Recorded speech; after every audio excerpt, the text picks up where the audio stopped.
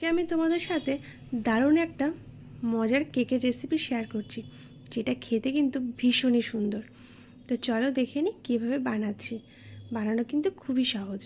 একটা বড় বাটি নিয়েছি, তাতে দিয়েছি টক দই। মেজারমেন্ট কাপ যদি না থাকে তাহলে বড় যে চা চামচগুলো, সেই চামচের 3 থেকে 4 চামচ টক দই দিলেই চলবে। এখানে দিলাম আমি চিনি গুঁড়ো। চিনি গুঁড়োটা তোমরা যে ছোটো 100 গ্রাম কাপ, সেই কাপের মাপ অনুযায়ী চিনি গুঁড়ো দিয়ে দেবে।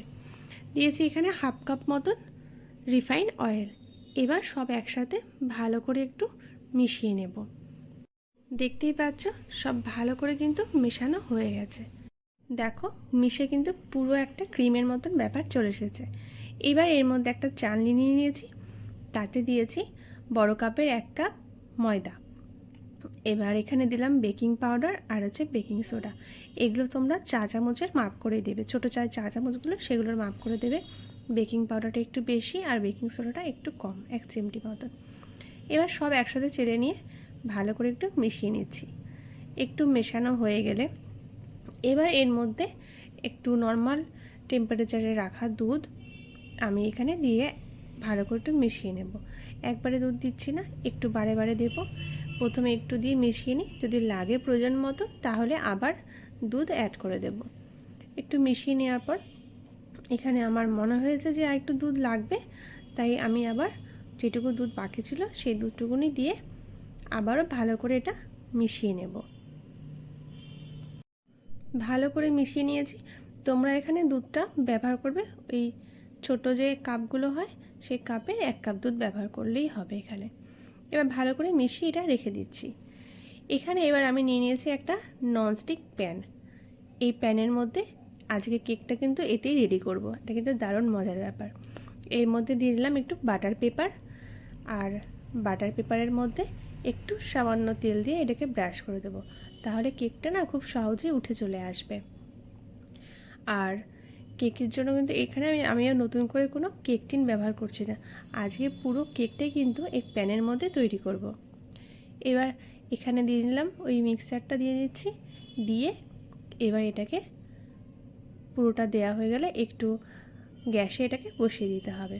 তার জন্য গ্যাসে আমি একটা তাপা বসিয়ে দিয়েছি, আর এটা আমার কাছে ছিল তাই আমি এটা বসিয়েছি।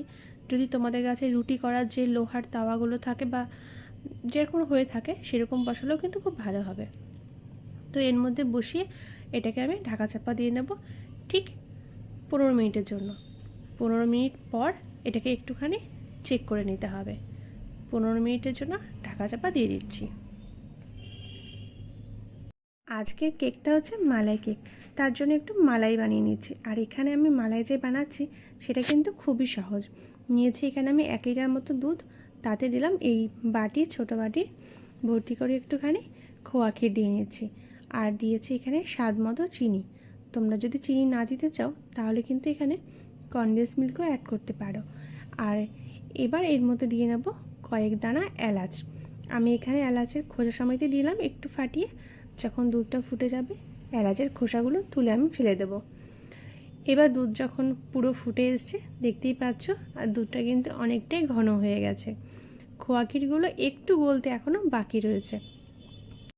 এখানে দুধটা কিন্তু আমি খুব বেশি ঘন করব না, দেখতেই পাচ্ছ কেমন পাতলা পাতলা একটা ব্যাপার রেখেছি, অথচ ঘন কিন্তু একটা পাতলা ব্যাপার রয়েছে। এই অবস্থায় নামিয়ে দিয়েছি। এবার চলো দেখে নিই কেকটা কতদূর হয়েছে। কেকটা এখানে ঢাকনা সরিয়ে নিলাম। দেখতেই পাচ্ছ সাইড দিয়ে কিন্তু বেশ একটা ব্রাউন ব্রাউন ব্যাপার চলে এসেছে। আর এটা কাঠি ঢুকিয়ে দেখে নিই কেকটা রেডি হয়েছে কিনা। হ্যাঁ, কাঠিটা কিন্তু পুরো পরিষ্কার বেরিয়ে গেছে, কাঠির মধ্যে কিছু কিন্তু লেগে নেই। আর কেকটা কিন্তু খুব সফট হয়েছে। কেকটা এবার ঠান্ডা করে নিয়েছি। ঠান্ডা করে এই পিছনের বাটার পেপারটা এবার খুলে নিচ্ছি। পিছনের পুরো বাটার পেপারটা খুলে নিচ্ছি। দেখো পিছনটা কিন্তু পুরো সুন্দরভাবে কেকটা রেডি হয়েছে। কালারটা কিন্তু পুরো ব্রাউন কালারের মতন এসেছে। এবার কেকটা ওই প্যানের মধ্যে রেখে দিয়ে এবার আমি একটা কাঁটা চামচ দিয়ে এটাকে ফুটো ফুটো করে দিচ্ছি। কারণ হচ্ছে পুরো কেকটার মধ্যে আমি ওই যে মালাইটা বানিয়েছি এটা কিন্তু আমি এর মধ্যে ঢেলে দেব। তার জন্য ফুটো করে দিলে কি হবে, ভিতরে কিন্তু পুরো মালাইটা কিন্তু ঢুকে যাবে আর কেকটা কিন্তু খুব সফট হয়ে যাবে। আমি এখান থেকে একটু উষ্ণ গরম গরম থাকতে থাকতে মালাইটা ঢেলে দিচ্ছি। এবার পুরো মালাইটা ঢেলে দেব। এটা কিন্তু কেকটা একটু শুষে নেবে। ওপর দিয়ে তোমরা তোমাদের ইচ্ছে মতো এখানে ড্রাই ফ্রুট অ্যাড করতে পারো। আমি এখানে একটু পেস্তা বাদাম কুচি করে এখানে ছড়িয়ে দিচ্ছি। এবার কেকটার উপর যখন মালাই দিয়েছি, মালাইটা দেওয়ার পর কেকটা আমি 1 ঘন্টা মতো রেখে দিয়েছি, যাতে মালাইটা পুরো কেকের মধ্যে ঢুকে যায়। সেই কারণে 1 ঘন্টার পর কেকটাকে একটু আধ ঘন্টার জন্য আমি ফ্রিজে রেখেছিলাম, একটু ঠান্ডা করার জন্য। যে কোনো কেক হোক ঠান্ডা ঠান্ডা খেতে কিন্তু ভীষণ ভালো লাগে, সেই কারণে। এবার সার্ভ করার পালা। কেটে প্লেটে দিয়ে নিয়েছি, আর একটুখানি মালাই আমি তুলে রেখেছিলাম। যখন কেটে এরকম প্লেটে দেওয়া হবে, তার উপরে মালাই ছড়িয়ে আর একটু ড্রাই ফ্রুট ছড়িয়ে দিয়ে কেকটা পরিবেশন করতে হবে। কেকটা কিন্তু চামচ দিয়ে কাটার পর পুরো সফট এবং মুখে দিলে কিন্তু পুরো গলে যায় এরকম কেক। এরকম মালাই কেক কিন্তু বানানো খুবই সহজ। আর আমাদের কি হয়, কেক বানানোর সময় অনেক সময় ফোলে না, তাতে আমরা ঘাবড়ে যাই। কিন্তু এই কেক বানানোর ক্ষেত্রে যদি নাও ফোলে তাহলেও কিন্তু কোনো অসুবিধা নেই, যেহেতু মালাই দিচ্ছি সেই কারণে। রেসিপিটি কেমন লাগলো অবশ্যই কমেন্ট করে জানাবে। যদি ভালো লেগে থাকে তাহলে লাইক শেয়ার কমেন্ট করে আমার কিন্তু পাশে থেকো। নেক্সট যদি তোমরা কোনো রকম ভিডিও দেখতে চাও তাহলে আমাকে কমেন্ট করে জানিও তোমরা কী রেসিপি দেখতে চাও।